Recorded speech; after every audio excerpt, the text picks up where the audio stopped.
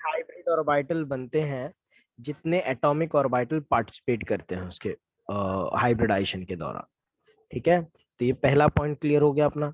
दूसरा पॉइंट ये हो जाता है बच्चों, हाइब्रिड ऑर्बिटल जो होते हैं सबका शेप सेम होता है और सबकी एनर्जी सेम होती है। कोई भी हाइब्रिड ऑर्बिटल अलग नहीं होता शेप में बच्चों। तो हाइब्रिड ऑर्बिटल जो होते हैं, hybrid orbitals have same shape, same shape and energy. ठीक है, लगभग सबकी एनर्जी सेम होती है और शेप जो होता है दोनों का सबका सेम होता है। शेप की मैं बात किया बच्चों, तो शेप जो होता है हाइब्रिड ऑर्बिटल का किस तरह का होता है वो मैं बताऊंगा थोड़ी देर में। सबसे पहले एक और पॉइंट देखते हैं हम लोग। हाइब्रिड ऑर्बिटल्स जो होते हैं बच्चों अपने आप को इस तरीके से अरेंज कर लेते हैं। ह्यूमंस ने यस, किसी को कुछ डाउट है?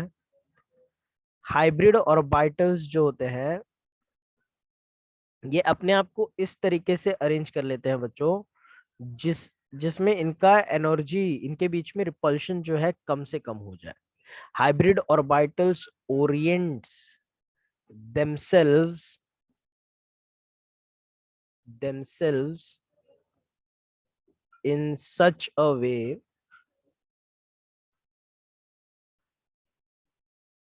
that the repulsion between these orbitals get minimum, that there is minimum repulsion, there is minimum repulsion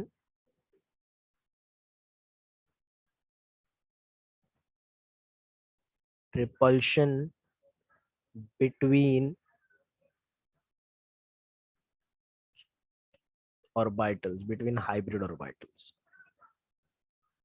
इस तरह से अरेंज कर लेते हैं orbitals।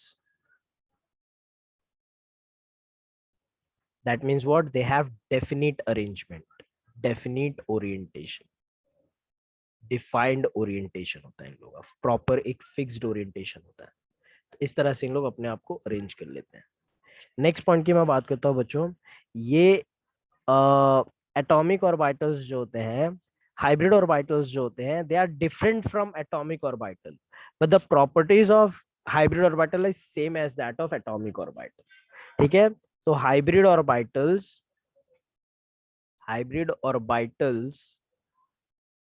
Are different from atomic orbital. देखने में तुम लोग देखोगे तो बच्चों हाइब्रिड ऑर्बिटल जो होते हैं अलग होते हैं दिखने में, बट इन लोग की प्रॉपर्टी और एटॉमिक ऑर्बिटल जैसी होती है। जैसे मतलब एक एटॉमिक ऑर्बिटल में कितने इलेक्ट्रॉन आ सकते हैं बच्चों बताओ? दो। तो हाइब्रिड ऑर्बिटल में भी दो ही आते हैं, एक में। उनकी प्रॉपर्टी बदल नहीं जा रही है, but they have same characteristics of atomic orbital और same properties of atomic orbital. इनकी प्रॉपर्टी चेंज नहीं होती। जैसे एक एटॉमिक ऑर्बिटल में दो इलेक्ट्रॉन आते थे, तो एक हाइब्रिड ऑर्बिटल में भी दो इलेक्ट्रॉन आएंगे। एक एटॉमिक ऑर्बिटल में दो इलेक्ट्रॉन अपोजिट स्पिन में चाहिए, तो एक हाइब्रिड ऑर्बिटल में भी दो इलेक्ट्रॉन अपोजिट स्पिन में ही चाहिए, लेकिन शेप इनका चेंज हो जाता है बच्चों। ठीक है, तो याद रखना इनकी, but they have same characteristics of atomic orbital. Shape में जरूर अलग दिखते हैं इन लोग, लेकिन अपीयरेंस वाइज अलग है, लेकिन इनकी प्रॉपर्टी में कोई डिफरेंस नहीं होता, प्रॉपर्टी इनकी सेम होती है। क्या ये पॉइंट समझ में आ गया सभी को? यस। यस।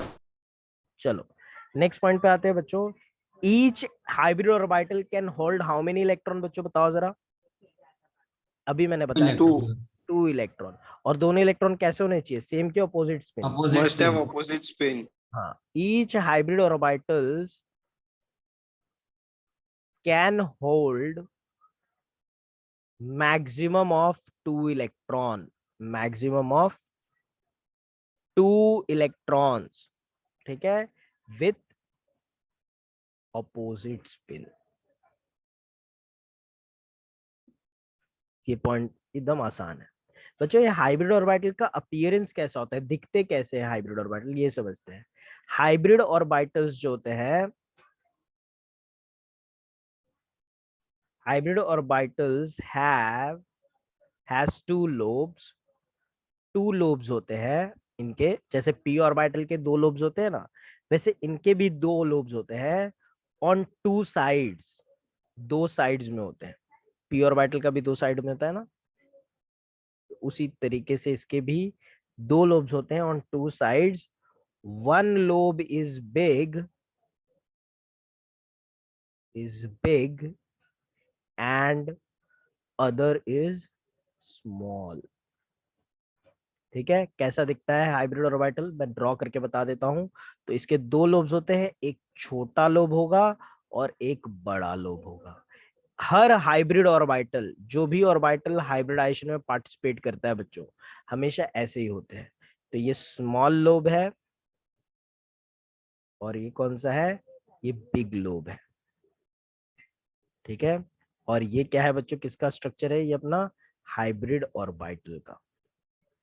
क्या समझ में आ गई बात बच्चों, कोई भी हाइब्रिड ऑर्बिटल हो हमेशा उसका शेप जो होगा ऐसा ही होगा। समझ में आ गई बात सभी को? यस यस सर, अच्छी बात है, समझ में आ गई बच्चों। तो नेक्स्ट पॉइंट पे बढ़ते हैं फिर। याद रखना बच्चों, एक कोवेलेंट बॉन्ड जब बनता है तो overlapping of hybrid orbital with another hybrid orbital बन सकता है, या फिर hybrid orbital with unhybridised orbital. Unhybridised orbital को हम लोग प्योर ऑर्बिटल्स बोलते हैं बच्चों। तो एक कोवैलेंट बॉन्ड जो बनता है, a covalent bond is formed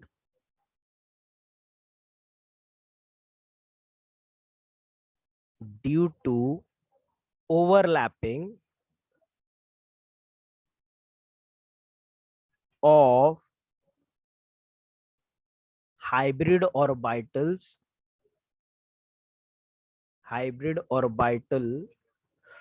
with another hybrid orbital।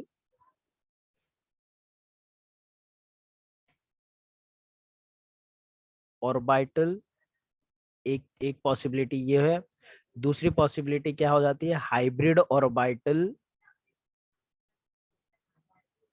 With pure orbital. Pure orbital का मतलब क्या हो जाता है बच्चों, जो हाइब्रिडाइजेशन में पार्टिसिपेट नहीं किया है। ठीक है, प्योर ऑर्बिटल के साथ भी हो सकता है, और अनहाइब्रिड ऑर्बिटल, प्योर ऑर्बिटल और प्योर ऑर्बिटल के बीच में ओवरलैपिंग से भी हो सकता है with pure orbital, pure orbital. ठीक है, तो ये तीनों तरीके से बॉन्ड बन सकता है। अगर हाइब्रिड ऑर्बिटल और हाइब्रिड ऑर्बिटल के बीच में ओवरलैपिंग करके बॉन्ड बना है बच्चों, तो वो सबसे स्ट्रॉन्गेस्ट बॉन्ड होगा। अगर हाइब्रिड ऑर्बिटल और प्योर ऑर्बिटल के बीच में ओवरलैपिंग से बॉन्ड बन रहा है तो वो थोड़ा वीक होगा। और प्योर ऑर्बिटल के बीच में ओवरलैपिंग हो रही है तो वो सबसे वीक होगी। प्योर ऑर्बिटल्स को हम लोग अनहाइब्रिड ऑर्बिटल भी बोल सकते हैं। क्या समझ में आ गया बच्चों, स्ट्रेंथ ऑफ कोवेलेंट बॉन्ड का ऑर्डर। ठीक है, ये ऑर्डर समझ में आ गया बच्चों सभी को? Yes sir. ये ऑर्डर याद रखना है बच्चों सभी को, इसको तुम लोग। सर जो Cl2 होते हैं H2 होते हैं वो प्योर ऑर्बिटल और ये करता है ना ओवरलैपिंग।